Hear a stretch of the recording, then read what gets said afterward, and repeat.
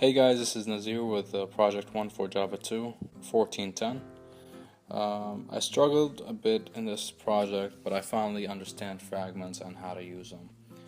So in my main activity, the first thing I do is get a new instance of my master fragment, which has a list view, and I check if I'm online or not. If I'm not, I just display a quick toast showing that you're offline. And I have a method here called retrieve data that's coming in from an instance in the master fragment. I have the interface, and this gets called every time an item is clicked from the list view, or if the submit button was clicked for the edit text. And it gets captured through that method here that accepts a string input and passes it through to the main activity. In here I assign the string text to a global string variable, which is going to be creating the file name, and then I check if I'm online. If I am, then I go ahead and put in all my stuff for the API and request the data. If I'm not online, then I would go check the cache. If I have one, I'll retrieve the data that way, and if not, I'll just display a toast message saying you're offline and the movie is not cached.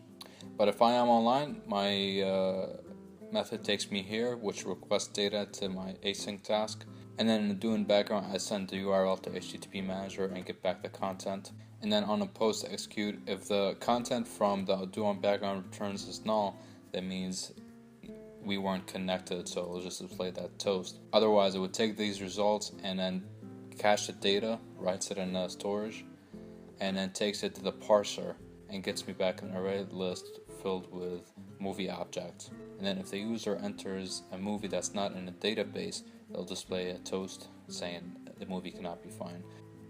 And then after that, I'll update the display. In my update display, through the list, and then I assign these to variables.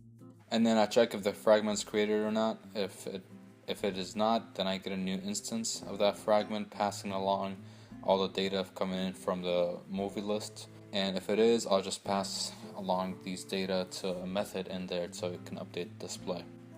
And that's pretty much it. It was actually very simple. It's just I overcomplicated it and it took me a while to finish. But that is essentially it.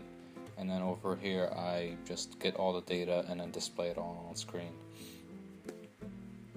Quick demo. So I have a list of movies here, and if I tap on anyone, it'll get the data, display the title, the rating, the year of the movie, and a star, just 1 star, and some description of that movie. So here I can also type something. Click OK. It'll actually retrieve that movie and then also include it in the list here. Now if I go offline, I can check that the movies that I've already cached. So if I click on 22 Jump Street, I actually have it. But if I click on Limitless, for instance, you're offline and the movie is not cached. But if I open Oblivion, it is here. And so that is pretty much it for me. It was a tough start. I made it way too complicated in the beginning, but as I broke it down, it became clearer. So that's it for week 1. See you guys next week.